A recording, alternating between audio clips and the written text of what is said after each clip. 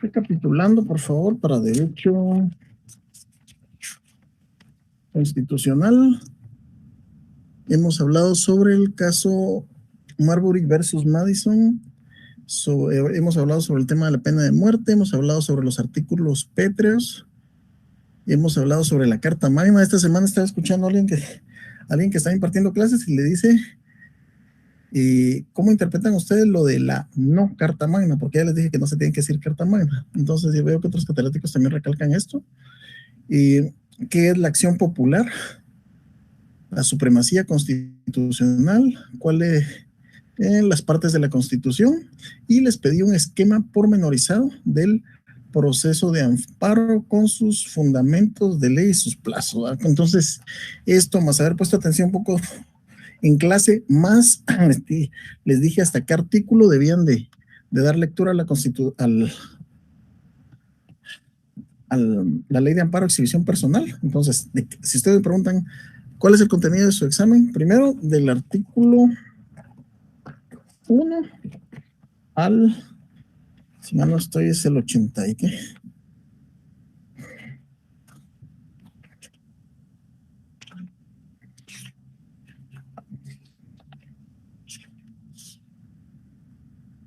Hasta el artículo 81 de la ley de amparo exhibición personal. Eso va a ser evaluado, o sea, y los temas que les dije, más los temas que hemos abordado en clase, que básicamente son los que les dije y las explicaciones de clase.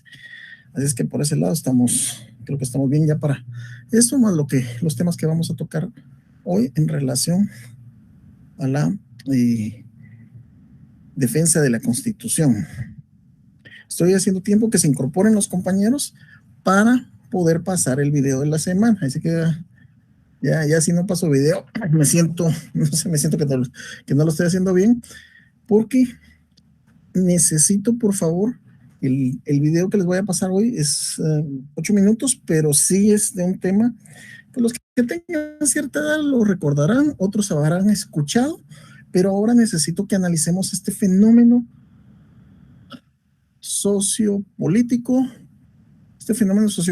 que se dio en Guatemala en 1993, en donde es menester que ustedes lo analicen ahora con ojo de juristas, ¿no? O sea, ¿qué fue lo que pasó? ¿Cómo pasó?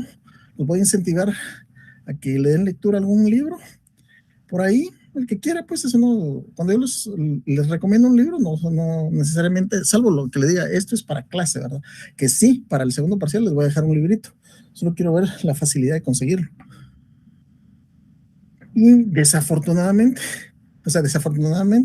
el autor ya falleció, entonces no van a poder decir que es porque quiero tener alguna negociación con eso, pero hoy día formas de adquirir los libros hay muchas. No me gusta incentivar a la fotocopia o plagio de los libros, pues porque dentro de mis proyectos por ahí estamos escribiendo algo y no me gustaría que me hicieran eso con mis libros, pero al final de cuentas los que damos la docencia entendemos eso. Ok. Gracias, mi estimado Roberto Aguja. Ya se está reportando como que somos. Bueno. Mis estimados, hoy tenemos un tema bien especial y créanme que del tema, los que son muy jóvenes lo pueden hablar con sus papás y se recuerdan de este tema, los que pues, son más o menos contemporáneos se recordarán físicamente, pero hoy necesito que lo analicen con ojo de juristas, ¿verdad? ¿Qué fue lo que pasó en este entonces?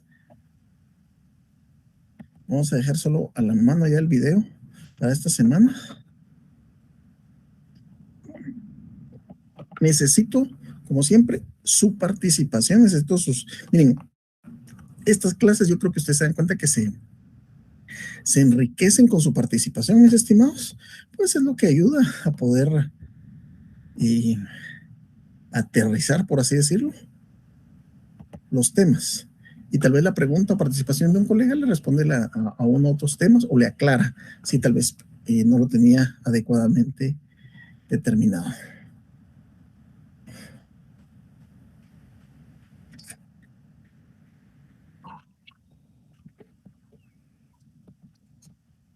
Ok, aquí estamos. Bueno, vamos a empezar grabar la clase.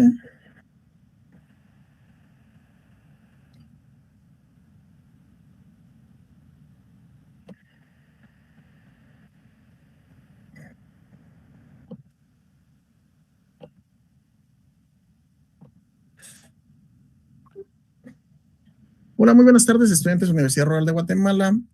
Sean bienvenidos al desarrollo. Semana número 5, Derecho Procesal Constitucional. Tenemos mecanismo de comunicación para con su servidor, correo electrónico fg136@urrural.edu.gt. Tenemos hoy el tema, ni más ni menos que defensa de la Constitución, o como lo regula nuestro ordenamiento constitucional, defensa del orden constitucional.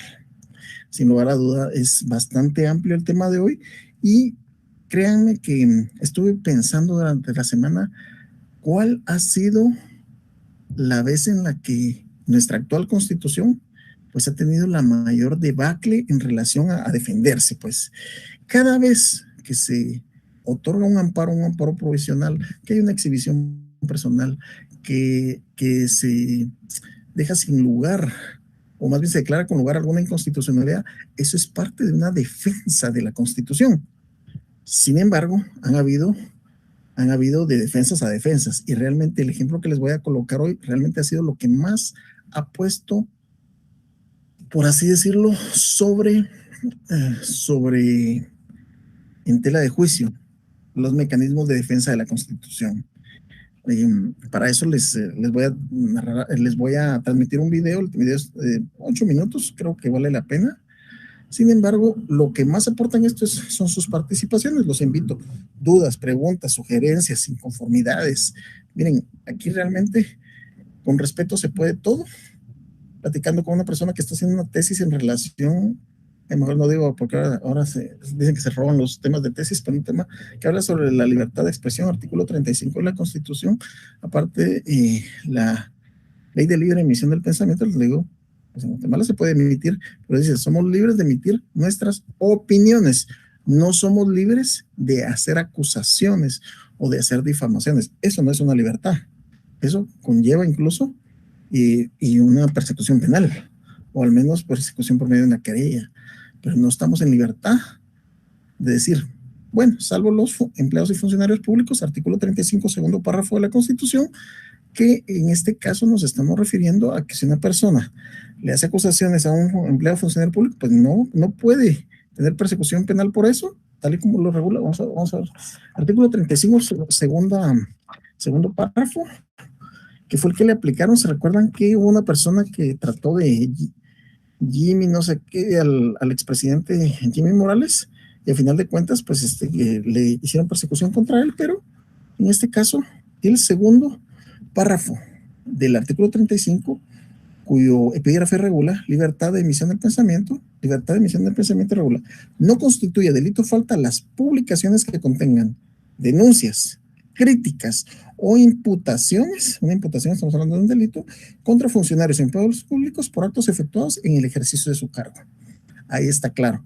Ahora bien, salvo la libertad de exigir por un tribunal de honor integrado en forma que determine la ley que declare que la publicación, que los hechos en los que se basan sus hechos inexactos o los cargos que se hacen son infundados. El fallo que reivindique al ofendido deberá publicarse en el mismo medio de comunicación donde apareció la imputación. Pero aquí no estamos hablando en eso. Ojo con ese artículo, por favor. Bueno, ¿qué tenemos como objetivo de clase para hoy? Entender la defensa de la Constitución. Primero vamos a ver qué entendemos por defensa. La defensa de la Constitución se concibe como una norma que ejerce la función de declarar ilícitos con fines contrarios al orden material sobre el que descansan las normas jurídico-positivas, aun cuando los procedimientos utilizados en su persecución sean democráticos. Bueno, para entender la defensa de la Constitución, vamos a pasar al siguiente video, y de este video vamos a hacer algunas preguntas, ¿ya? Para entender de qué estamos hablando cuando hablamos de la defensa de la Constitución.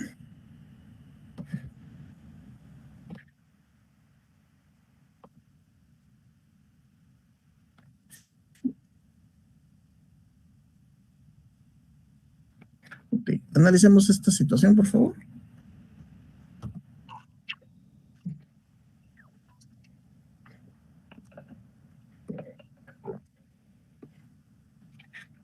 Jorge Antonio Serrano Elías nació en la ciudad de Guatemala el 26 de abril de 1945 y fue el presidente número 41 de la historia del país.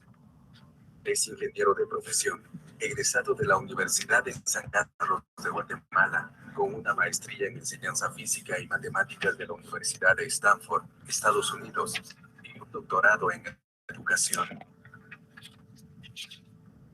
El Serranazo, la historia que marcó a Guatemala. Antes de continuar, quiero invitarte para que sigas mi nuevo canal, en donde podrás encontrar relatos históricos a nivel mundial. Deja tu like y suscríbete.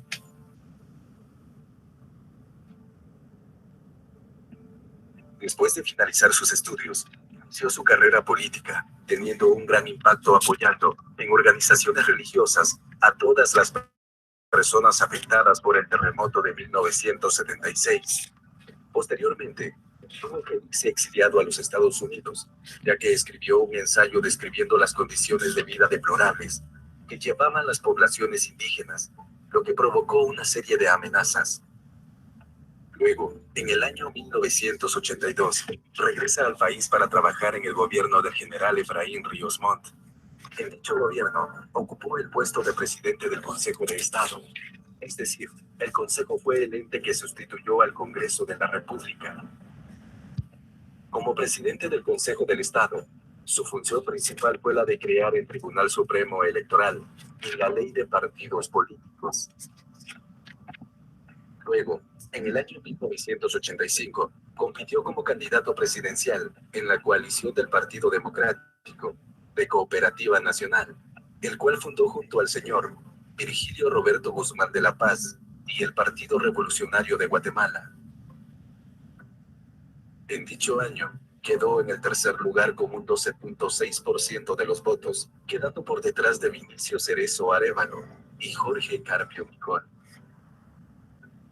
En el gobierno de Vinicio Cerezo, y durante los años 1988 a 1990, formó parte de la Comisión de Partidos Políticos de Oposición a dicho gobierno, su participación política más importante durante esa época, es decir, en los años de 1986 a 1991, ya que fue miembro de la Comisión Nacional de Reconciliación, comisión que firmó el acuerdo básico para la búsqueda de la paz con la guerrilla. En dicha comisión participaron figuras políticas y de la Iglesia, tales como Cardenal Rodolfo Quesada Toruño, Juan Gerardi, entre otros. Serrano Elías se lanzó nuevamente en las elecciones de 1990, con el partido que fundó, denominado Movimiento de Acción Solidaria, MAS.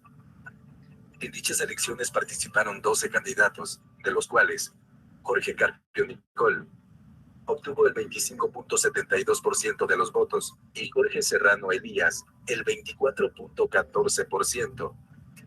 Ahora bien, para la segunda vuelta, el 6 de enero de 1991, las papeletas cambiaron, y Jorge Serrano Elías fue electo como el presidente de Guatemala, obteniendo un 64.55% de los votos. Fue el 14 de enero de 1991, cuando finalmente tomó posesión del cargo.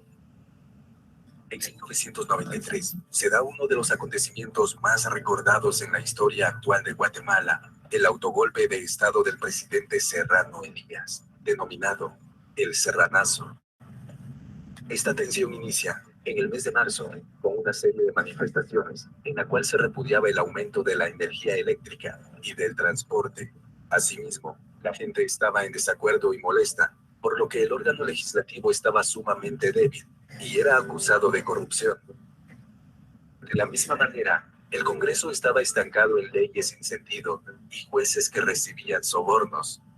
El contexto en Guatemala, en marzo de 1993, era que el presidente y el organismo legislativo estaban acusados de ser débiles y corruptos. Asimismo, el Congreso ordenó aprobar leyes y que la agenda era manejada por 3 partidos, conocidos como la Trinca Infernal.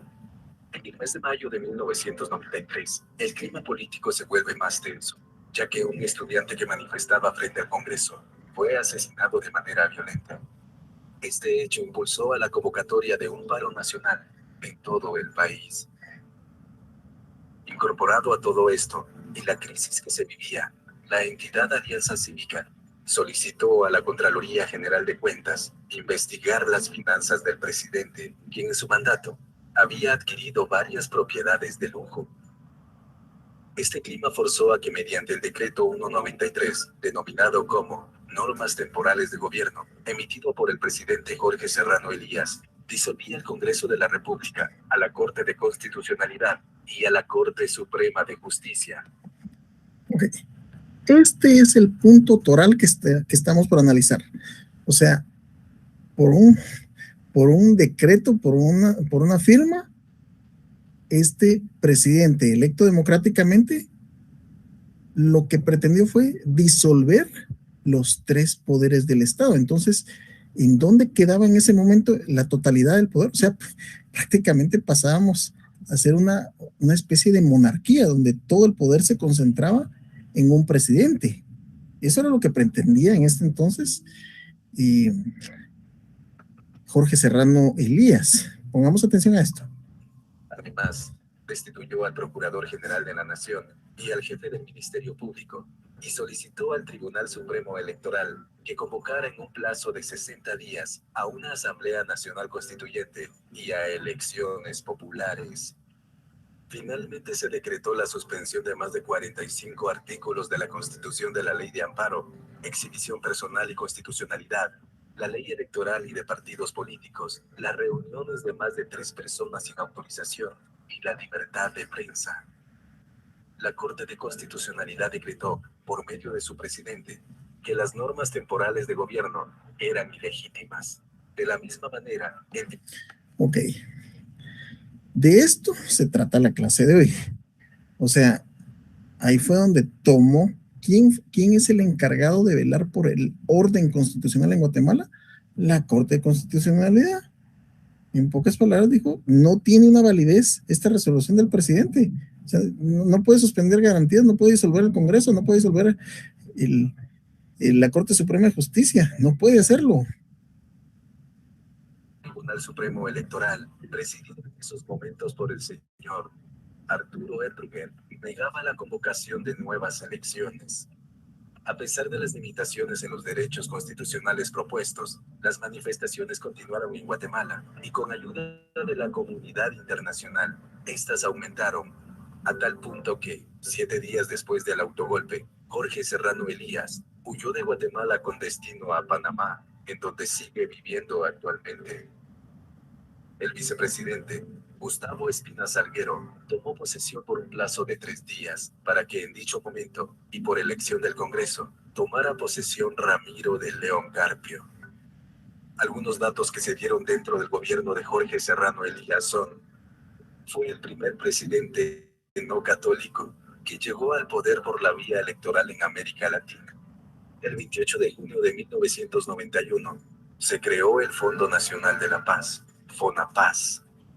El 12 de junio de 1991, fue creada la Comisión Presidencial Coordinadora de la Política del Ejecutivo en materia de los derechos humanos, COPREDE.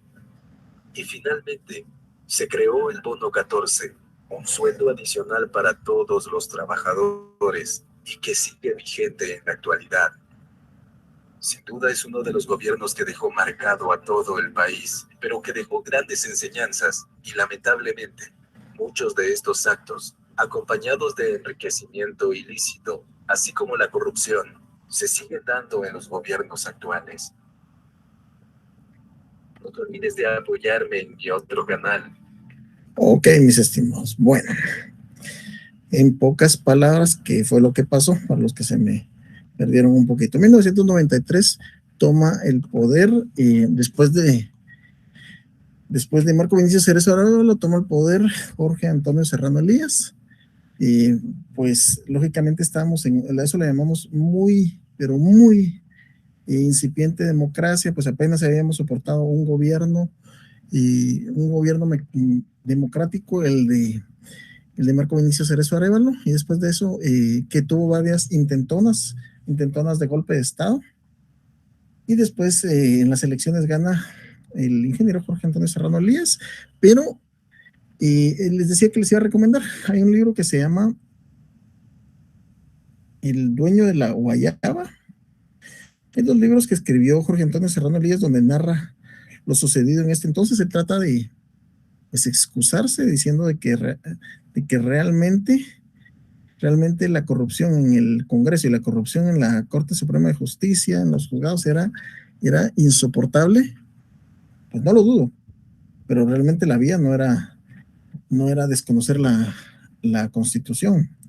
Entonces acá es donde entra el tema de cómo se podía defender. Y vean algo, al desconocer el mandato de Jorge Antonio Serrano Elías, pues y también se lo hicieron a su vicepresidente, porque eso sí estaba, en caso de que renuncia o cualquier falta del presidente, asume el vicepresidente, pero él solo asumió por 3 días, porque prácticamente lo apoyó en las decisiones. Es lo que cuenta la historia, ¿verdad? Entonces, ¿cuál es el punto acá dentro de estos? ¿De qué forma? Vamos a ver. Sergio Danilo Mayén, mucho gusto. Vamos a ver sobre este tema. Marta Santos, jamás se logró comprobar nada, se fue para Panamá a Serrano Elías y no se logró extraditar. ¿A qué se debe que no se logró hacer justicia al pueblo? Y encima de ello es tío de Roxana Valdetti, y total, los dos son unos corruptos, pero antes nosotros, el pueblo, no nos dejábamos, ahora suben los precios, el pasaje y todo. Amén. Fonapaz fue otra gallina de los huevos de oro. Bien, Marta. Punto 1. Y como juristas, una opinión como juristas, el hecho de que una persona sea familiar de otro, o sea, si uno está limpio, no hay pena, pero yo no voy a juzgar a una persona porque sea hijo de o papá de cada uno, pero en materia penal, el derecho penal es personalísimo, ¿verdad? Ustedes me dicen, pero ¿qué se puede esperar de un hijo de? ¿Qué se puede esperar de un papá de? No, cada quien hay que juzgarlo por su lado.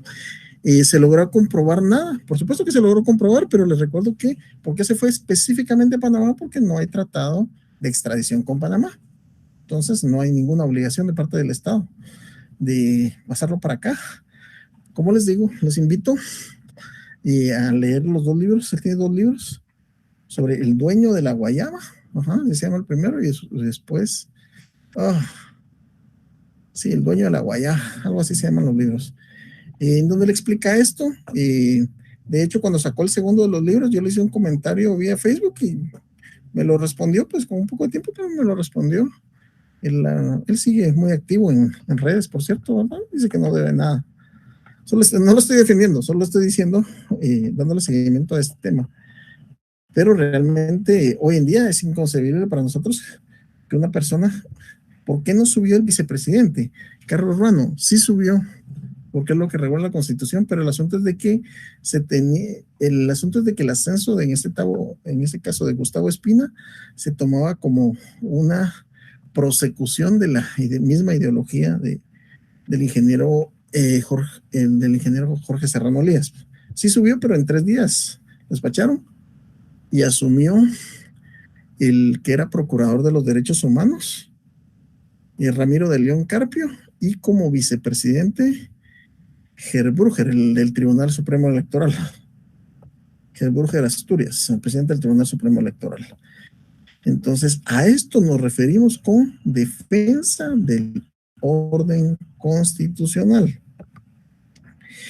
La existencia de una constitución es una consecuencia de la forma concreta en que se entiende el orden político y supone, por tanto, un ensayo de racionalización, de organización del Estado de acuerdo con estas disposiciones, considerando preferible, al igual intenta legitimarlo. La concepción del término indicado implica necesariamente la idea de limitación del poder. Eso es otra de las funciones de una constitución, limitar el poder, o sea, que puede y que no puede hacer el Estado, y por eso maneja la teoría de pesos y frenos y contrapesos que se maneja. Es decir, un presidente no tiene ese poder absoluto, como que fuera, literalmente como que fuera rey. Él no es un rey, él es un funcionario público sujeto a la ley y jamás superior a ella. Lo que hizo en ese entonces el presidente, pues lo que estaba haciendo era poniéndose por encima de la Constitución. Y ahí salieron los órganos encargados de mantener el orden constitucional. Permítanme la cámara. Ahí estamos. Entonces, eso era lo que se pretendía en ese entonces. Es decir, la sociedad política necesita para persistir y desarrollarse la organización de una forma política, la que debe constituir un límite insuperable para alcanzar este. Veamos. Cuando decimos constitución política, ¿de la qué? De la república. ¿Cuál es la característica principal que tiene una república? Sabemos y hemos dicho de qué. República se deriva del latinismo res pública. Cuando hablamos de res, no nos estamos refiriendo a ganado, nos estamos refiriendo a la cosa pública. Y esa cosa pública tiene que estar dividido en sus tres organismos o en sus tres poderes u organismos. En este caso, como lo dicen, el organismo ejecutivo, legislativo y judicial, y entre los cuales no puede haber ningún tipo de dependencia. Que el presidente manda al Congreso, que el Congreso manda al presidente, que el legislativo a la Corte Suprema y así. Pues de que tiene que tener comunicación, pero no una dependencia a tal punto que se abrogue ese poder. El presidente del Ejecutivo dice, así literalmente, por un término bastante coloquial, de un plumazo, desintegra el Congreso de la República. Así, porque él quiso. Porque él quiso, disolvió el Congreso, y porque él quiso, disolvió la Corte Suprema de Justicia, la Corte de Constitucionalidad. ¿Qué más disolvió ahí? Imagínense, en ese entonces, el Ministerio Público era estaba el jefe del Ministerio Público y estaba el Procurador General de la Nación. Ahí fue donde se disolvió para hacer PGN y MP por separado. Por ello, en la Declaración de los Derechos del Hombre y del Ciudadano de 1789 señala que toda sociedad en la cual la garantía de los derechos no está asegurada, ni la separación de los poderes determinada, no tiene constitución. Era lo que él pretendía, realmente. Por eso les digo, he intentado, a veces sería importante ver cuál es, bueno, por eso les digo, el primer lugar donde aparece esta. Mis estimados ya saben que yo no manejo ningún tipo de Telegram o WhatsApp, no pertenezco a sus grupos. Ok, Cristian Coy, si el expresidente regresara a Guatemala, ¿se le puede perseguir o ya feneció? Ojo, feneció, aquí es prescripción, lo que tenemos que decir, de algún tipo de persecución en contra de ellos. Y no prescrito, de hecho, como se viajó él ha intentado limpiar su caso. Él ha intentado utilizando los términos, resolver su situación jurídica. Él lo ha intentado, pero no está tan fácil. No está tan fácil. Ha pretendido alegar ciertas situaciones, pero no. Realmente hablándolo no tanto por tema de edad, sino que él ya es un dinosaurio de la política guatemalteca, como también ya lo es Marco Vinicio Cerezo Arevalo, que su vicepresidente en ese entonces, Ramiro de León Carpio, falleció esta semana. En este caso, sí, siguen teniendo persecución porque por eso no pisan Guatemala, pero no es que tampoco que estén sufriendo mucho donde se encuentran y en esta situación.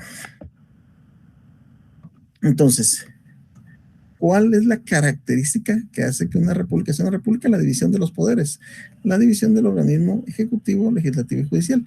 De hecho, cuando se plasmó eso en la actual Constitución, para darle un tono más suave, se utilizó el término organismo en lugar de poder, ¿verdad? Para democratizarlo un poquito más, ¿verdad? No es el poder, no. son organismos, son organismos de Estado por y para el pueblo, pero así se manejó de esta forma.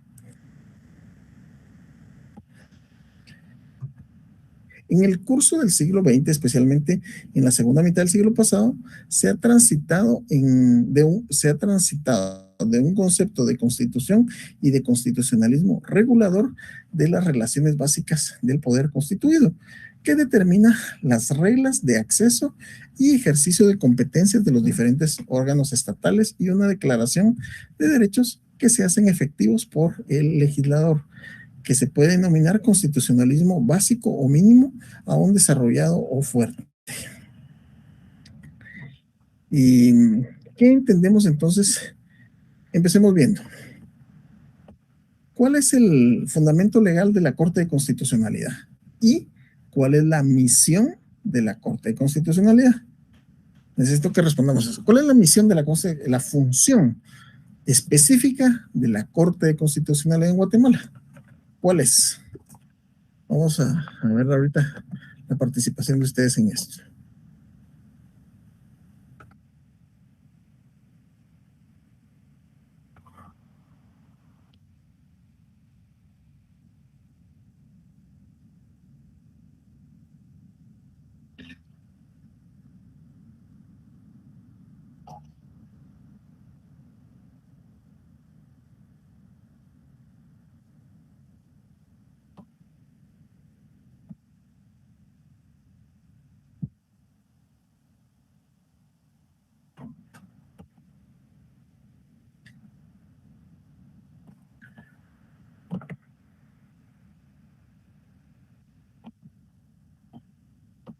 Bien, vamos a empezar a ver entonces cuál es la misión de la Corte de Constitucionalidad, qué es, y así la empezamos a entender. Es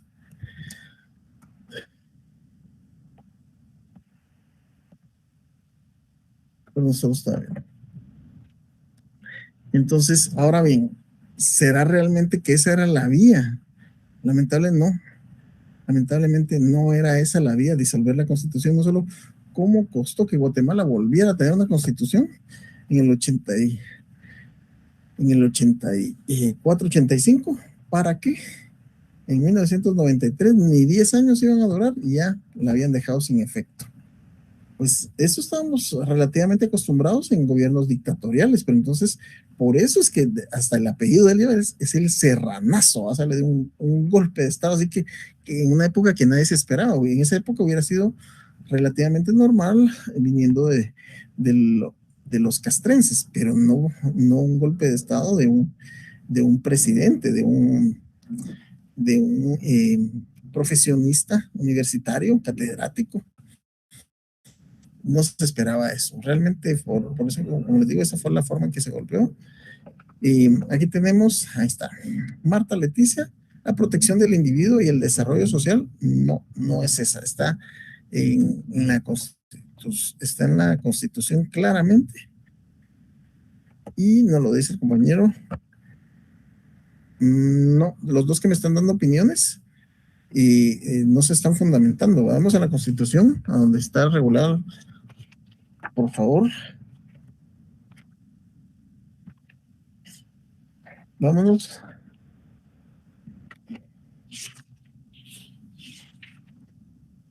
Al artículo 268, por favor, de la Constitución.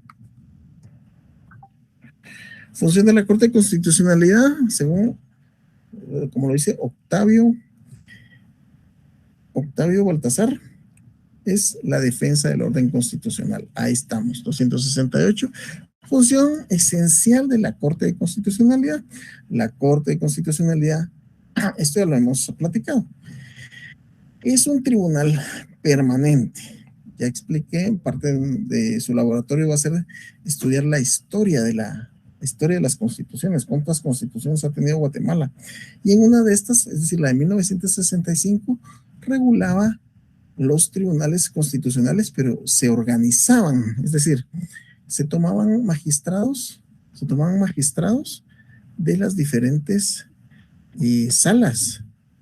Entonces ahí era donde entrábamos a discutir los temas constitucionales. Ahorita ya lo tenemos. Alicia Franco, defender el orden constitucional, como lo que pasó en este caso. Orden constitucional, Diana Racinos. La función esencial, de acuerdo a Oscar Gómez, es la defensa del orden constitucional, defender el orden constitucional. Esa es la función, gracias César Godoy. Efectivamente, Eliseo Coco, ok, ahí estamos. También defensa del orden constitucional. Eso era lo que se pretendía, defender el orden constitucional. Sin embargo, como les digo, sin embargo, ya tuvimos un presidente civil electo democráticamente que se abrogó el derecho, pues en su mentalidad así. Suspendemos la Constitución, disolvemos el Congreso, disolvemos la Corte de Constitucionalidad, la Corte Suprema de Justicia, y convocamos elecciones. Entonces, el presidente muy atinadamente, el presidente del Tribunal Supremo Electoral dijo, ¿por qué voy a convocar elecciones? Solo porque este me lo está diciendo. No es lo que regula la Constitución. De igual forma, finalmente fue escoltado por, en ese entonces, su Estado Mayor Presidencial, fue evacuado de Guatemala. Dicen que se llevó, por eso le digo, dicen, soy abogado, no me puedo dar el ojo de decir, dicen que se robó, no. Pues, pero realmente no le va nada mal allá, fue recibido con los brazos abiertos en Panamá. Y le va muy bien, la verdad es que le va muy bien, sigue involucrándose en los aspectos políticos de Guatemala. Sigue teniendo, gracias Manuel Osorio, Ixpatá, interpretar y defender la Constitución. Es defenderlo, esa es la función de la Corte, e interpretarla también. Esa parte sí también es correcta. Debe de interpretar la Constitución. Bueno, entonces decíamos de que, de acuerdo al artículo 268, es un tribunal permanente. ¿Por qué? Porque anteriormente habían temporales. O sea, nos vamos a constituir en Corte de Constitucionalidad o en Tribunal Constitucional para tocar ciertos temas y después regresamos a nuestro puesto. Ahora ya no, ahora ya hay un tribunal constitucional, es decir, la Corte Constitucional, jurisdicción privativa, que única y sencillamente se dedica a eso, a velar por temas de orden constitucional, nada más. No está viendo civil, no está viendo penal, no. Simple y sencillamente temas de aspectos constitucional, cuya función esencial es la defensa del orden constitucional. Defensa del orden, esa es su función. Actúa como tribunal colegiado. ¿Qué es un tribunal colegiado? Donde hay opiniones pluripersonales.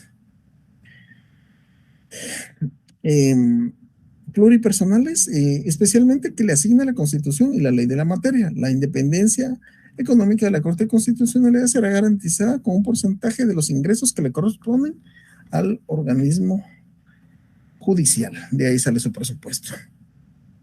Entonces, de esa forma es como se maneja. Ok.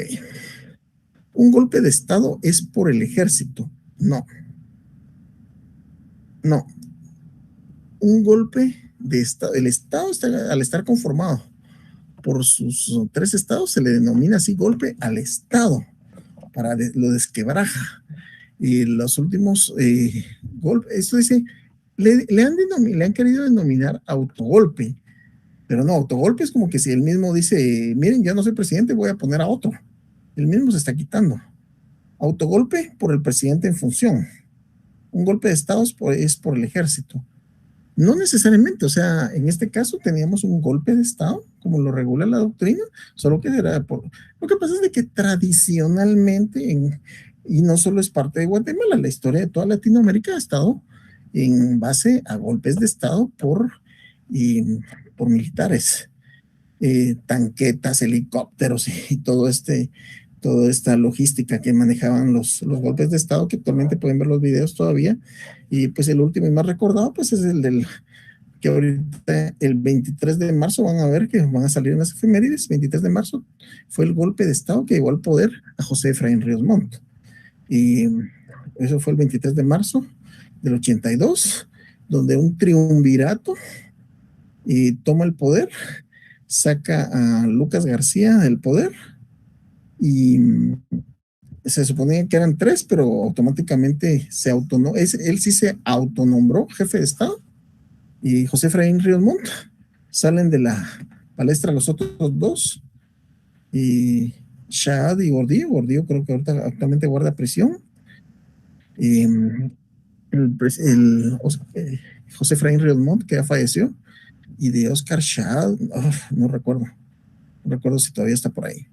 El punto de esto es de que él se autodenominó y después, nuevamente, en el 1983, le da golpe de Estado, y Carlos Humberto Mejía Víctor, su ministro de la Defensa, y ya Óscar Humberto Mejía Víctor, pues ya reconduce. Él es de los que más se le aporta haber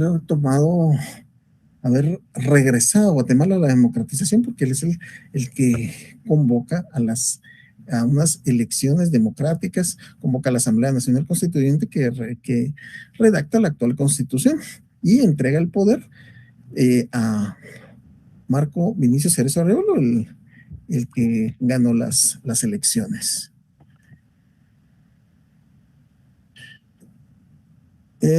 Vamos a ver. En las últimas elecciones de magistrados de la Corte Constitucional se dice que se violentaron los plazos. Se dice, ojo con eso, los que estamos en derecho no podemos utilizar esas expresiones. Se dice que violentaron los plazos, es decir, que los que estaban de turno continuaron en funciones, aun cuando el periodo de la ley. Sí, este tema es bastante complicado. Es así, la verdad es que la información que estás dando es atinada, se pasaron de su tiempo, pero aquí vamos cuando hay vacíos legales. Es decir, por ponerles un ejemplo, la Constitución no tenía regulado qué hacer en caso de que un presidente tomara estas decisiones, porque él nunca renunció, él prácticamente fue coaccionado para que dejara Guatemala, ¿verdad? Se le desconoció como presidente, y eso no estaba escrito. No dice, si el presidente disuelve el Congreso y la Corte, se le va a desconocer y se va a nombrar. No, nada de eso estaba escrito, y así fue como se tomaron decisiones. Considero que afortunadamente en ese entonces se contaba con personas de un alto quilataje de valor político y social, lo considero yo. Ramiro de León Carpio, procurador de los derechos humanos, y Gerbrujer Asturias en el Tribunal Supremo Electoral, también una persona de altos quilates dentro de la política guatemalteca, que pues se les entregó el poder, y dentro de lo normal terminaron el periodo de gobierno y después se volvió a convocar a elecciones. Eso era lo que procedía en ese entonces.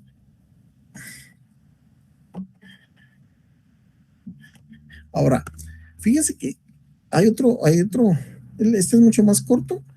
Fíjense que escuchemos qué es lo que dice en su momento Jorge Antonio Serrano Elías en relación a la decisión que tomó, porque de una conferencia se refirió al pueblo de Guatemala. Y veamos qué es lo que dicen. Escuchemos lo que él dice. Ahora la pregunta es, ¿cuánto de diferente hay con lo que está sucediendo hoy en día en Guatemala, verdad? Esa es la pregunta. Por aquí está donde le dirige las palabras. Espero no haberme equivocado el video. Así rápido, esto es mucho más rápido. El cargo del presidente constitucional de la República ha sido legítima, popular y democráticamente electo.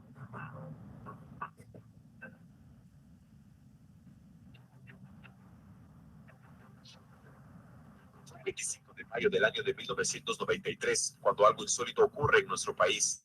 El llamado serranazo se apoderó de la atención de millones de personas en Centroamérica, momento donde se da el autogolpe perpetrado por Jorge Serrano Elías, entonces presidente constitucional de Guatemala. Entre los hechos que marcaron este episodio se cuentan la disolución del Congreso, el intento de manipulación de los tribunales electorales y de justicia.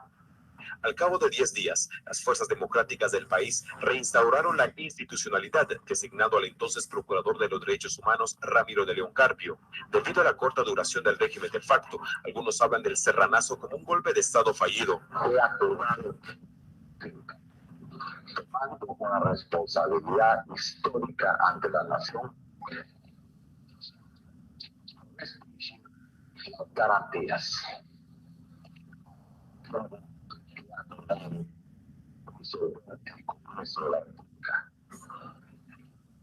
La Corte Suprema de Justicia y la Corte de Constitucionalidad cambiar los procuradores de la nación.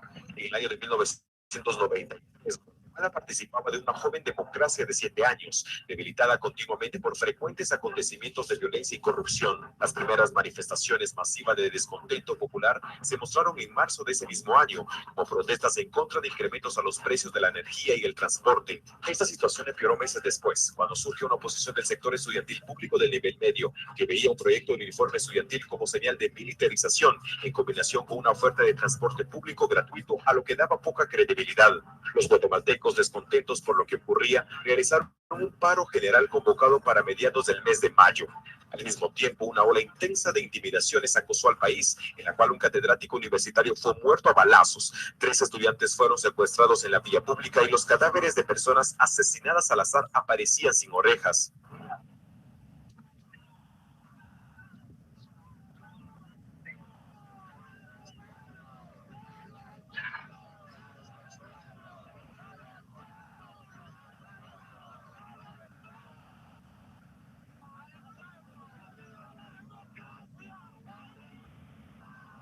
Finalmente, una moción de la Alianza Cívica ante la Contraloría General de Cuentas para investigar las finanzas de Serrano, que se había hecho de lujosas propiedades en su corto tiempo de mandatario, fue la última acción de la agitación ciudadana. El día posterior a este hecho, la Radio Nacional anunciaba el decreto de golpe de Estado, que fue declarado inconstitucional en días posteriores por la Corte de Constitucionalidad de Guatemala. Seguidamente, la población, careciendo aún de garantías constitucionales, y la comunidad internacional intensificaron las protestas y el respaldo del ejército de Guatemala se fue desvaneciendo, hasta que 7 días después del golpe, Jorge Serrano Elías huyó del país con destino a Panamá. El entonces vicepresidente Gustavo Espina Salguero tomó posesión del cargo por únicamente 3 días, hasta que el 6 de junio el Congreso eligió a Ramiro de León Carpio como nuevo presidente de la República. Y ese día, a 22 años de este suceso, los guatemaltecos recuerdan tal acontecimiento que fue catalogado como histórico. Telediario informa. Ok, bueno. Bien, mis estimados, fíjense que el tema de la defensa del orden constitucional, y para mí el análisis de este caso sí es paradigmático en el sentido de que realmente contábamos, dentro de lo que cabe, pues con un Congreso que tomó decisiones acertadas.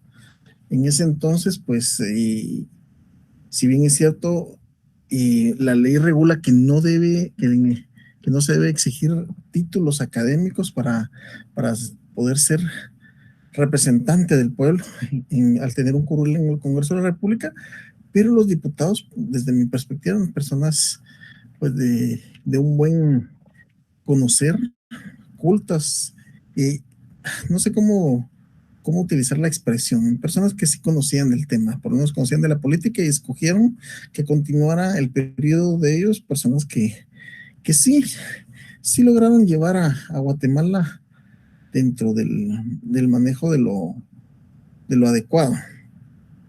En este entonces, Ramiro de León Carpio, el expresidente del Tribunal Supremo Electoral, Gerber Asturias. Pero cuando yo escucho protestas hoy en día, y esto es algo que ustedes tienen la obligación de entender, y por eso les digo, yo los oriento en relación Carlos Ruano, pero no se reformó la Constitución, no, con lo que está pasando actualmente, con el terror jurídico que está sucediendo actualmente, ¿no será que eso es lo que están buscando el actual gobierno, un golpe de Estado? Esta semana escuché yo, miren, ya un golpe de Estado hoy en día, yo lo veo que no recibiría apoyo, el ejército no se va a meter a eso, Y incluso civiles de esta mentalidad es muy difícil que se vayan a meter a eso, a un golpe de Estado. Sabemos que hoy en día no estamos en esas condiciones.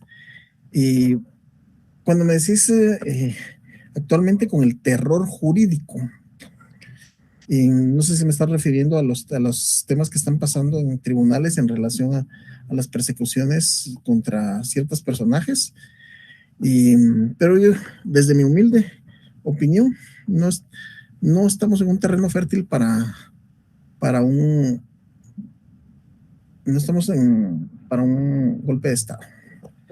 Y siempre el compañero Carlos Ruano dice, el tema en boga es cooptación del Estado. ¿Usted considera que actualmente existe cooptación del Estado y que la división de poderes existe? Me gustaría saber su opinión. Bueno, vamos a ver, pues este se tiró con...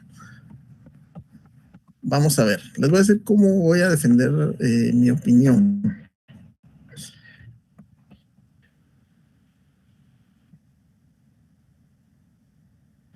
Vamos a partir diciendo que es cooptación, ¿verdad? Entonces dice, es la designación de las vacantes de una corporación mediante el voto de los integrantes de la misma. Eso me parece como definición de cooptación. Cooptación, fíjense pues. La cooptación tiene como, consiste en llenar vacantes que se producen en el seno de una corporación mediante el voto. Esa es la definición. Vamos a la Real Academia Española. Que el Estado está cooptado, dicen, ¿verdad? ¿Qué significa cooptación? Es un sistema de selección o reclutamiento de nuevos miembros por nominación interna, por el cual una asociación cualquiera de personas nombra internamente a sus miembros nuevos por nominación de los miembros antiguos, sin dependencia de ciertos criterios. Es decir, que se están nombrando dentro de ellos mismos los que ellos quieren. Es decir, que entiendo que se refieren a que si hay una cooptación desde el punto de vista de que el presidente está decidiendo, por ejemplo, quién va a ser el próximo fiscal general. Bueno, mi opinión es de que en teoría no, tendría que tener yo acceso a la mente de los que conforman la postuladora, la comisión para escoger a cada uno. Dentro de esos están los decanos de todas nuestras universidades. Está el decano de la decana de nuestra universidad, está el decano de la Universidad de San Carlos y de todas las demás universidades. También está la presidenta de la Corte Suprema de Justicia, el representante del Colegio de Abogados. Y realmente que el presidente tenga el poder de influir en todos ellos, yo lo veo difícil. Entonces yo no creo que haya una cooptación. Si la pregunta es, ¿creo que se manejan cosas como no se deben de manejar? Sí. Pero veamos allá. Hay gente que habla mucho de favoritismos y todo eso. Yo solo les digo una cosa. Y yo estoy precisamente después de esto, yo tengo que elegir a una persona que va a trabajar conmigo. Y lo único que pedí, déjenme a mí escoger la persona que va a trabajar conmigo, porque tiene que ser mi persona de confianza. Partamos de que todos preferimos trabajar con alguien que tenga, ojo, que tiene que tener las cualidades, pero al mismo tiempo tiene que tener un nivel de confianza con nosotros. Entonces, aterrizándote la pregunta, me hiciste una pregunta complicada. ¿Considera usted que actualmente existe cooptación del Estado? Desde la definición que es cooptación, desde la definición de lo que es Estado, mi respuesta es no. Así, me fundamenté de la forma. Que pasan cosas que no deben de pasar, que algo así, pero una cooptación del Estado no creo que haya. Independientemente que defiendo a algunas de esas personas, pero eso no significa que no reconozca que pasan cosas que no deben de pasar, pero ya llevarlo a denominarlo cooptación, no. Entonces los bienes del expresidente fueron embargados y pasó a manos del Estado. Para que, ojo, actualmente hay una ley de extinción de dominio, en ese entonces no existía la ley de extinción de dominio. Segundo, en ese entonces no se le llevó a juicio, es decir, no podían confiscar confiscarle, o en este caso, el comiso de bienes si no atravesaba un juicio. Como nunca atravesó juicio, no se pudo hacer. O sea, principio de legalidad, no se pudo. ¿Quién tiene esas propiedades? O yo creo que él hasta las vendió, las arrendó, pero no se puede alterar el derecho de propiedad, porque nunca atravesó un juicio, por lo tanto nunca se puede demostrar que hayan sido bienes obtenidos de forma ilegal. Dura lex sed lex, nos guste o no nos guste. Bueno, vamos con la siguiente parte.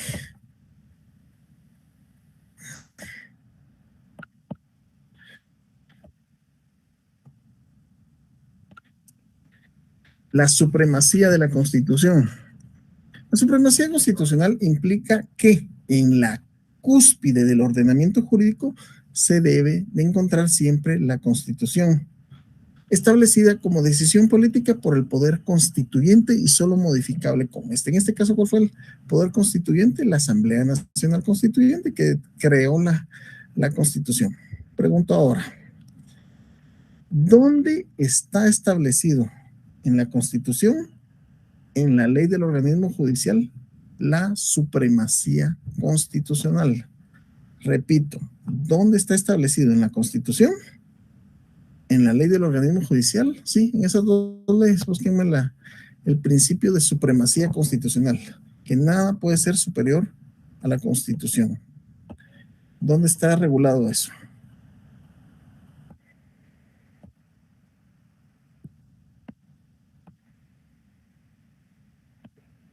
Sabemos que hemos desarrollado sobre lo que es la pirámide kelseniana. Esta pirámide de Hans Kelsen, que establece que en la parte superior de esta pirámide se encuentran las leyes constitucionales, luego las ordinarias, luego las reglamentarias y luego las individualizadas.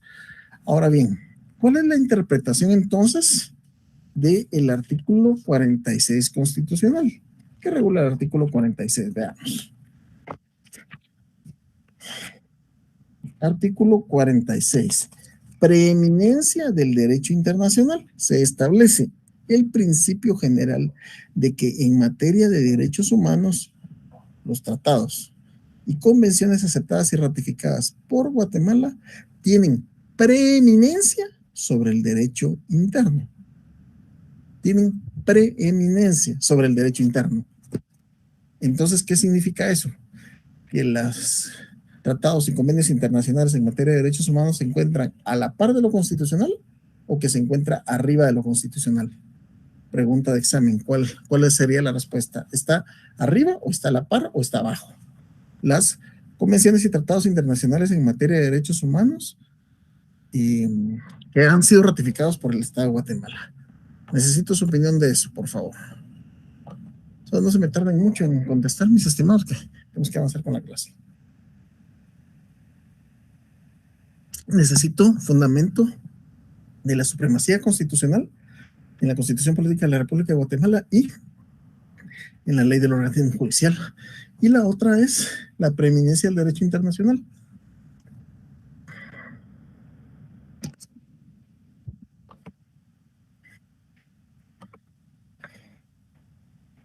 La supremacía de la Constitución. La supremacía constitucional implica que en la cúspide del ordenamiento jurídico se encuentra la Constitución, establecida como decisión política por el Poder Constituyente y solo modificable por este. Esta es una calidad política de toda carta fundamental, siendo un conjunto de reglas que se tienen por principales y esenciales para preservar la forma política. Además, obtiene su garantía jurídica de la supralegalidad. Es importante señalar que las constituciones auténticas, salvo raras excepciones, tienen vocación de transformar la supremacía en supralegalidad.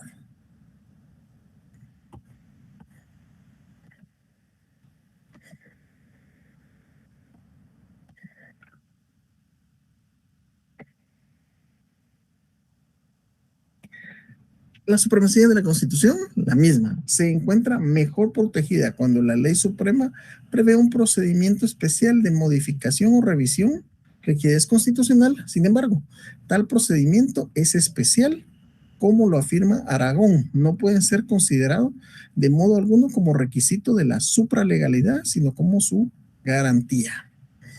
Estoy a la espera de las respuestas, mis estimados. Ahí está, empiezan a aparecer.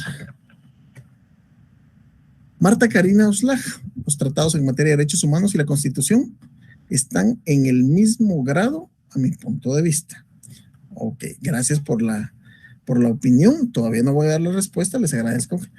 Y aquí está el compañero Manuel Osorio Ixpatá. Los convenios y tratados los aprueba el Congreso por medio de un decreto. Por consiguiente, están en las leyes ordinarias. Está interesante tu interpretación, me gusta, pero les vamos a dar la respuesta. Que participen otros. Les agradezco mucho porque estos son los que incentivan a sus compañeros a que participen. Y el fundamento de la supremacía constitucional, ¿dónde está?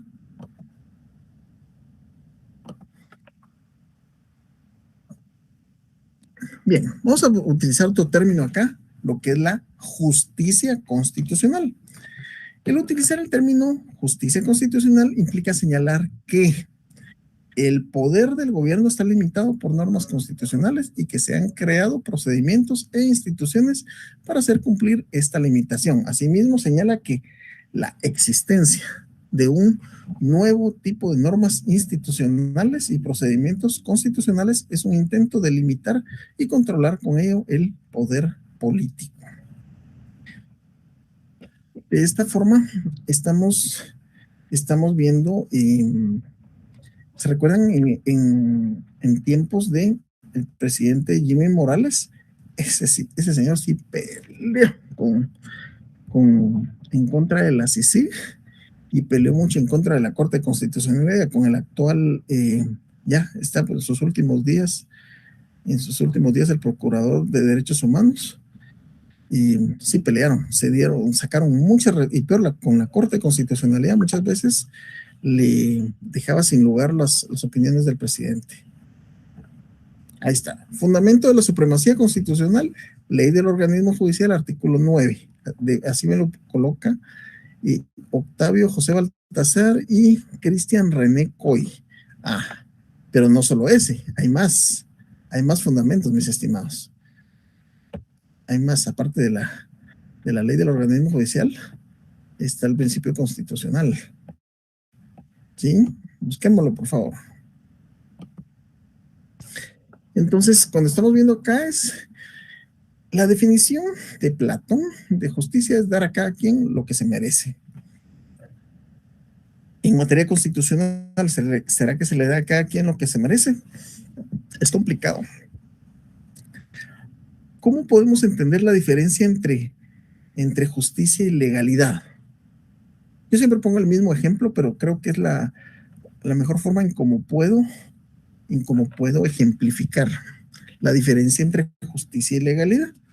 Cuando yo les digo, pero ¿cómo pueden hacerse injusticia en el juzgado? Mis estimados, un juzgado no imparte justicia. Yo sé que lo que les voy a decir tal vez les va a desquebrajar, pero realmente un juzgado lo que aplica es la legalidad, lo que regula la ley, y se los voy a explicar. Y se los voy a explicar en un caso de alimentos que he tenido tantos, y digo, yo a veces que mis conocidos se ven involucrados en esto, hasta me da lástima, pena y vergüenza, y digo, pero yo no lo puedo andar asesorando a todo el mundo. El clásico caso, ¿verdad? Y viene una persona estudiada, se divorcia, hacen un convenio de pago de alimentos, entonces el hombre se compromete a pasarle tanto por el niño y los 500 de ella. Ella todavía le dice, mira, no me des lo mío, sino que solo quiero que me des eso, pero ya hay un documento escrito. Entonces él viene y resulta que la señora, este es un caso real, ya de hace unos años, pues como que reinició una nueva relación antes que el hombre. Entonces le dijo, ¿sabes qué? Si quieres mejor quédate con el nene, porque ella andaba en su situación. La situación es que después le fue bastante mal a artículo 114 de la ley de amparo. Ya estamos buscando un poquito más.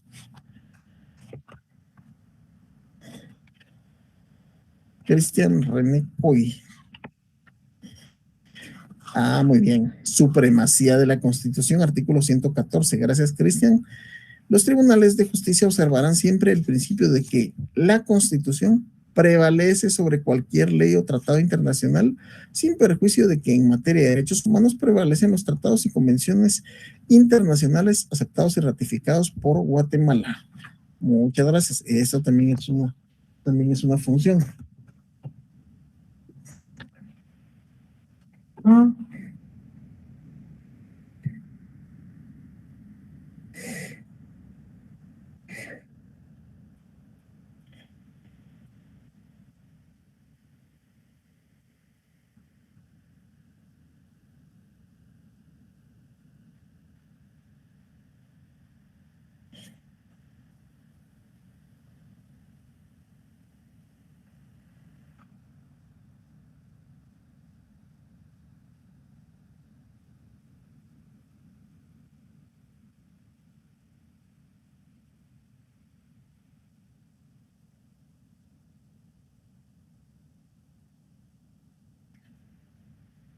Ok, perdón, entonces las preguntas acá en relación a esto es, les decía, pues vino esta persona y se quedó con su hijo, pero ya había un convenio de pago, entonces la señora le dijo que ya no le diera, grave error porque se había un documento por escrito, y lógicamente no le siguió dando porque lo que le correspondía a los niños, de esos 1,500, pues se tenía con el niño. Mal asesoraron a la señora, pienso yo, porque esa es una mala asesoría, y lógicamente ella podía reclamarle jurídicamente, porque después de 3 años le fue mal con la nueva pareja, y se quedó muy mal, y hasta se quedó endeudada. ¿Y qué puedo hacer? Pero le puedo pedir alimentos a mi pareja, sí, ya hay un convenio. Entonces hagan números. Él le podía pedir no 1,500, 2,000 por 36. 2,000 por 36 meses, 72,000 quetzales. ¿Y cuál es la consecuencia? Escúchenme, ¿cuál es la consecuencia de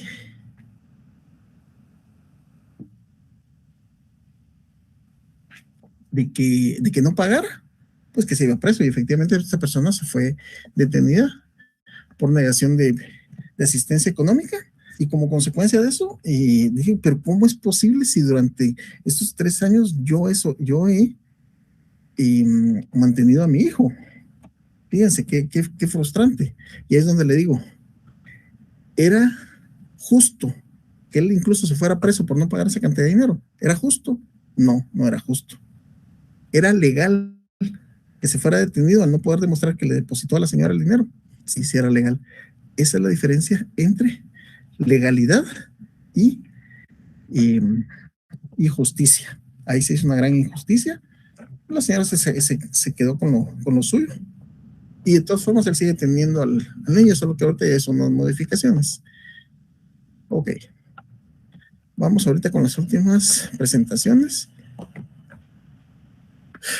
Defensa del orden constitucional. La defensa de la Constitución está integrada por todos aquellos instrumentos jurídicos y procesales que se han establecido para conservar la normativa constitucional, así como prevenir su violación, reprimir su desconocimiento y, lo más importante, lograr el desarrollo de la evolución de las propias disposiciones constitucionales en un doble sentido, siendo estos, desde el punto de vista de la Constitución formal, con el objeto de lograr su paulatina adaptación a los cambios de la realidad político-social, y desde el ángulo de la materia para su transformación de acuerdo con las normas programáticas de la propia Carta Fundamental.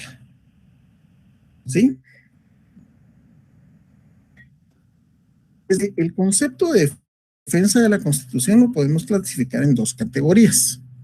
Por un lado, la protección de esta se integra por todos aquellos elementos políticos, económicos y sociales, y de la técnica jurídica que ha sido canalizado a través de normas de carácter esencial e incorporados a los documentos constitucionales, con el propósito de limitar el poder y lograr que sus titulares se sometan a los lineamientos establecidos con ellas.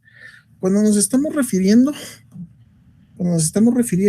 a los elementos políticos de protección, ¿a qué nos estamos refiriendo ahí? Elementos políticos, los mismos partidos políticos.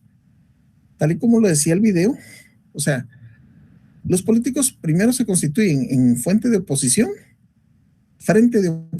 y después se convierten en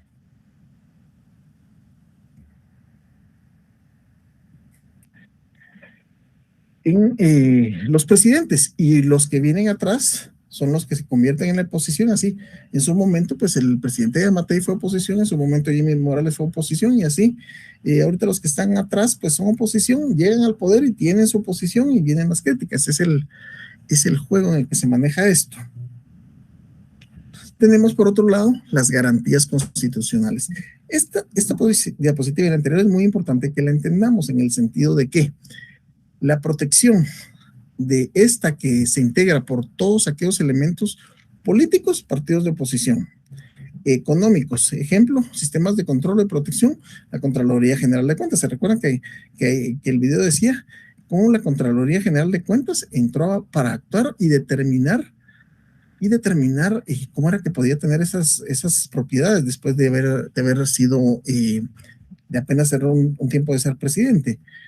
Sociales, medios de comunicación, y de la técnica jurídica, es decir, las leyes que impiden propiamente manejar los artículos pétreos que impiden este tipo de situaciones. Por ejemplo, Guatemala es una república, está dividido en sus tres organismos: ejecutivo, legislativo y judicial. No puede ser de la noche a la mañana que alguien venga y diga, miren, yo quiero disolver el Congreso.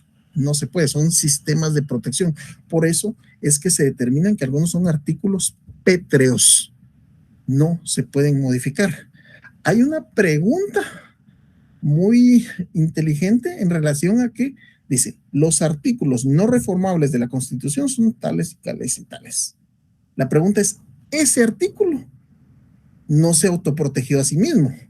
Es decir, ¿puede modificarse ese artículo? Ahí estamos en algo que realmente ya es una pregunta que hay que hacerle a un constituyente.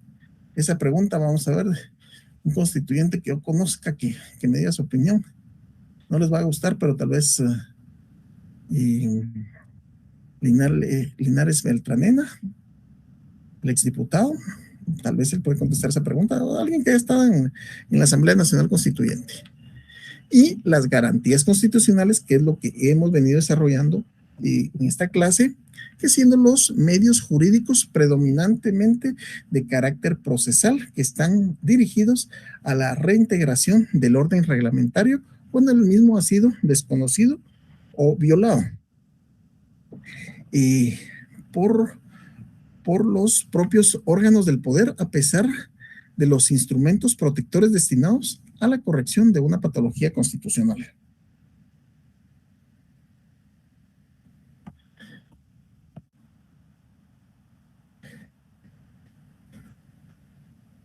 El 114, la ley de amparo; 9, la ley del organismo judicial. Aquí tenemos otras opiniones. Vamos rápido, pues. Artículo 9, ley del organismo judicial. Estamos en lo correcto. Jennifer, ¿cómo se llama la compañera? Jennifer Segura. Eliseo Cocmaquín, 175 de la Constitución. Gracias, ahí vamos. 175 y 204 de la Constitución. Cristian Coy. Artículo 9 de la ley del organismo judicial, ya lo habíamos platicado. Gracias, Marta Oslaj. Y Mildred Janet Portillo. El segundo, considerando la ley de amparo, exhibición personal y constitucionalidad, es cierto, también es un fundamento. Fundamento legal de la supremacía constitucional, artículo 204 de la Constitución Política de la República de Guatemala. Se dan cuenta que hay varios. David Ortiz. 175 constitucional, jerarquía constitucional, Óscar Ordóñez. Sergio Danilo Mayén, artículo 3 de la ley de amparo. Hay fundamento legal. O sea, el artículo 3, sí, ya me recuerdo cuál es. Supremacía de la Constitución. La Constitución prevalece sobre cualquier ley o tratado. No obstante, en materia de derechos humanos, los tratados y convenciones aceptados y ratificados por el Estado de Guatemala prevalecen sobre el derecho interno. ¿Es correcto? Estamos en correcto. Roberto Más Vicente, artículo 3, 114, ley de amparo, exhibición personal y constitucionalidad. Artículo 9, Ley del organismo judicial, artículo 44, 175 y 204, Constitución Política de la República. Gracias, Roberto Más. Jennifer Alejandra Segura, 175-204 constitucional. De eso se trata este ejercicio, mis estimados. De eso se trata este ejercicio. Se dan cuenta que hay algunos artículos que les aparecen algunos y otros no. Y fundamento legal y supremacía constitucional, artículos 44, 175 y 204 de la Constitución Política de la República de Guatemala. Victoria Orantes. Puede contar también el artículo 175 que habla de la jerarquía constitucional. Nadie puede contraer la Constitución. Es correcto. Y Manuel Osorio Ixpatá ya había dado sus artículos, igual que Octavio José. No sé si es Odilón, que a veces cuando tienen sus nombres que les aparecen signos en lugar de las letras, no sé cómo pronunciarlos. Bien. Sigamos con esto, nos quedan pocas. Bien, la protección constitucional es el último de los temas. Esta protección está constituida por elementos encaminados a proteger el orden constitucional, pudiendo ser de diverso carácter. La protección constitucional política, económico, social y las estrictamente normas constitucionales. ¿Se recuerdan? Fue el año pasado, o el año antepasado, no, yo creo que fue cuando no querían aprobar el presupuesto general de la nación en el Congreso, que hubieron manifestaciones y que a final de cuentas hubo un gran descontento y generó que efectivamente lo hicieron, pero eso fue a través de la oposición, fue un movimiento social fuerte. No lo comparto porque también se utilizó violencia, ¿verdad? Y de hecho hasta un par de manifestantes terminaron sin ojo y cosas así, estuvo fea la situación. Económico, Contraloría General de Cuentas. Político, ¿qué más que las mismas interpelaciones? Hoy en día, cabal, hoy estaba viendo la opinión de un jurista muy atinado, donde decía, ¿cómo puede, voy a decir con nombres porque no tengo por qué estar escondiéndome, que no es santo de mi devoción el señor Aldo Dávila, yo sé que algunos lo idolatran, pues ustedes tendrán así, pero no puede estar incentivando a la gente a cometer un delito. Las personas que están ocupando el área de la línea férrea están invadiendo terrenos que son propiedades de la entidad de ferrovías. Que hay un acuerdo que es, vamos a ver, están diciendo que hay un contrato que es lesivo, bueno, que hay una declaratoria de lesividad, pero el hecho que declaren lesivo el contrato ferroviario no implica que las personas se puedan quedar viviendo y construyendo ya cosas ahí, o sea, propiedad privada. Eso nos diferencia de las dictaduras, de que miren, hay un video. Yo tuve la oportunidad de conocer La Guaira, Venezuela, 1999. Hablé con algunos miembros del ejército y decían, no, tenemos la esperanza, llega un militar al poder, nos va a ir bien y todo eso. Después de eso, le preguntó el periodista Jorge Ramos, le pregunta, ¿usted piensa expropiar? ¿Usted va a hacer? No, yo voy a respetar la propiedad privada, voy a hacer. Y después, al año siguiente, salen los videos donde él decía, ¿ese edificio a quién le pertenece? Exprópiese. Tal y tal, exprópiese. O sea, eso es lo que nos diferencia. No podemos apoyar el hecho de que las personas hagan suyo lo que no es suyo. Es del Estado, entonces es de los guatemaltecos. No funciona así la cosa. No funciona así la cosa, ¿verdad? O sea, ellos siempre han sido enemigos de que hay un abuso tanto del abuso de autoridad como el hecho de que un particular abuse y va a tomar. O sea, tan molesto es que un agente policial venga y le den, que sea un culatazo. Yo ya no lo veo, yo no veo que ustedes dirán, bueno, no se ve, pero porque no se dejan grabar. Puede ser que pasen, pero entonces que sancionen al que lo cometió, nos podemos ir en contra de toda la autoridad. Entonces, tenemos la protección de carácter político, la protección de carácter económico, Contralor General de Cuentas, social y estrictamente las normas constitucionales. Por eso estudiamos cuáles son los artículos pétreos, no se pueden movilizar. Por eso no es alguien que venga y dice, mire, ese congreso no hace nada bueno, disolvamos el Congreso. Eso es muy del serranazo del 93. Y que este Congreso sí está como para hacer eso. Esa es mi opinión. Pero como me estaban pidiendo mi opinión, uno por ahí, así les digo, este Congreso sí está para disolverlo, mis estimados. Pero no podemos pensar así, como juristas. O, por ejemplo, ustedes se han dado cuenta, viene el movimiento de los 48 cantones. ¿Qué quiere? Que renuncie el presidente. Fíjense, pues, vean la importancia de analizar como estudiantes de derecho, como juristas. Digamos que dicen, ay, vienen los 48 cantones, entonces voy a renunciar.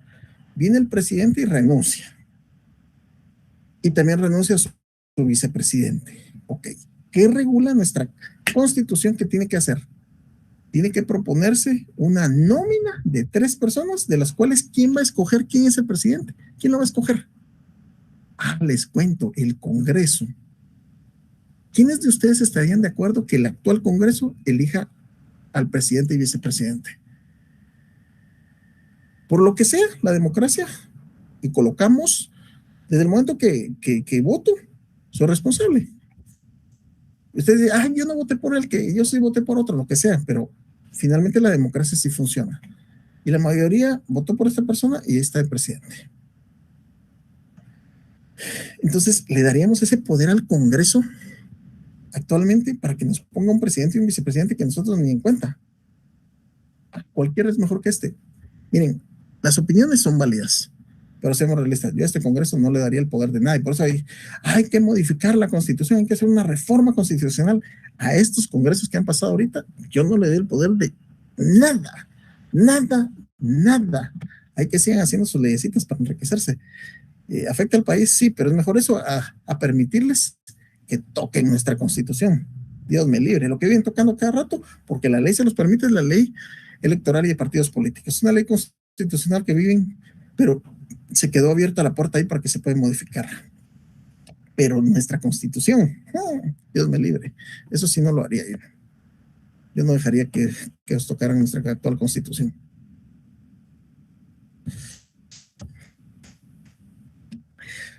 Osman Fermín Limatú, artículo 153 constitucional, y el compañero, sí, esa no lo habíamos respondido. En derechos humanos los tratados internacionales son superiores. Ok, Carlos, y a los demás les explico. No, les recomiendo que busquen una constitución política con gacetas o con interpretación de la Corte de Constitucionalidad y váyanse al artículo 46 y vean cuál es la interpretación de la Corte. No, mi estimado. Convenios y tratados internacionales están a la par de nuestra Constitución. Se los dice alguien que salió de la facultad pensando que eran superiores, porque eso es lo que interpreta uno, ¿verdad? Eso es lo que, y es muy atinado. Carlos, yo lo interpreté en su momento así, pero por eso es que me preocupo ahorita en hacer esa observación. Y tenemos que las garantías constitucionales, siendo los medios jurídicos predominantes de carácter procesal, amparo, exhibición personal y constitucionalidad, que están dirigidos a la reintegración del orden reglamentario cuando el mismo ha sido desconocido o violado por los propios órganos del poder, a pesar de los instrumentos protectores destinados a la corrección de una patología constitucional. La protección constitucional. Esta protección está constituida por los elementos encaminados a proteger el orden constitucional, pudiendo ser de diverso carácter político, económico, social y estrictamente de normas constitucionales. Así es, mis estimados, que de esta forma, ¿qué resta por decirles? No se me confíen a las preguntas, a veces ni las tomo en cuenta, a veces tomo en cuenta una que otra, o simplemente las modifico. Me interesa que aprendan a pensar en el derecho, que lo aprendan a interpretar lo que regula la norma escrita. Estudiemos, hemos hablado de la Constitución, ley de amparo, exhibición personal. Ley de amparo, exhibición personal hasta el 81. Hemos manejado definiciones. Saben que esto lo subo a más tardar mañana temprano. Siempre estamos abiertos a dudas, preguntas, sugerencias e inconformidades. No sé cuándo es su examen. No sé si es el otro fin o es hasta dentro de, o hasta el siguiente, cuando sea. Espero y deseo que la experiencia de sujetarse a una prueba les permita estudiar y obtener, reafirmar su conocimiento. Mis estimados, mi forma de hacer el examen es para que ustedes piensen, no crean que soy una persona que dice, a ver, ¿a cuántos me trueno hoy? Cabal, los agarré, güey. No es esa, créanme que no es esa mi intención. El hecho de estar pasando, y algunos me han dicho que yo paso videos para no dar clases, créanme que no va por ahí la situación. Es que de qué forma pueden ejemplificar la defensa del orden constitucional es a través, en este caso, del evento, de este fenómeno social, político y hasta cultural, le llamaría yo, como lo fue el Serranazo. Para mí es mi forma. Si no está en lo correcto, pues de todas formas la Constitución me garantiza mi criterio docente. Artículo 90. ¿Qué es eso? Para que no crean que les estoy hablando casacas. La Constitución me garantiza, está en el 90 y algo. El criterio académico. Dejo abierto por si hay dudas o preguntas de momento.